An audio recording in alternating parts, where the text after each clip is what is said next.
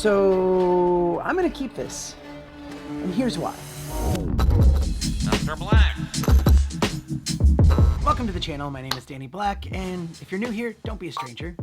So the Action 2, it was a big hype, and kudos to DJI for trying something different. Although I really thought they could have had GoPro on the ropes with just a better spec'd Action 1, but here we are. And if you're a DJI fanboy, this might trigger you, so go to your happy place. But also, this is just a camera, so if it does trigger you, you might want to reevaluate your life. There are more important fights out there. Now, how do you feel?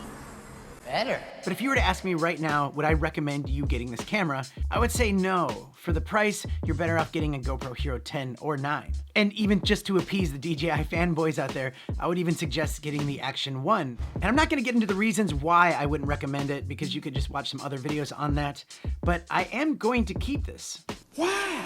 If it's not that great, why would I keep it? Yeah, that's a good question. Well, I did buy this with my own dollary dues, and today is the last day that I could probably return this and get my money back. And maybe a big part of this is the fact that I'm a little bit anxious when I have to return stuff to the store, like it's open boxed, and what if they say no? But that's not the real reason why I'm keeping it. And you might be thinking, oh, I know why he's keeping it. He's getting that sweet YouTube money from all the views. Hold on, you know that like 1,000 views equals maybe $1 of ad revenue? So to even break even, I'd have to get at least 600,000 views, right? And that's not happening. But here are the real reasons why I'm keeping it. Number one, because this is the latest and greatest from DJI, it'd be nice to have this as a reference point for future camera reviews. Number two, I actually have some accessories for this thing already on the way, and you know how I love to review accessories. Number three, I can still see potential in this. I mean, quite possibly they can come out with a really killer firmware update to make this thing way better than what it is. Or maybe even some like future magnetic lenses that can go on there, like the macro lens that they have. I mean, maybe they do have some more tricks up their sleeve for this. We'll have to wait and see. Plus, I'm still tinkering around with it to try to find the best way to use this, because there might be a really good niche for this. I mean, this might be the best camera for low lighting. Maybe you're doing abandoned buildings. This might actually work better than GoPro for that reason. And as a musician, I can clip this on my guitar and maybe like a really cool lit venue indoors. It's a bit inconspicuous, but also has really good quality. Yeah, there might be something to that. And so you know, there is no ego here.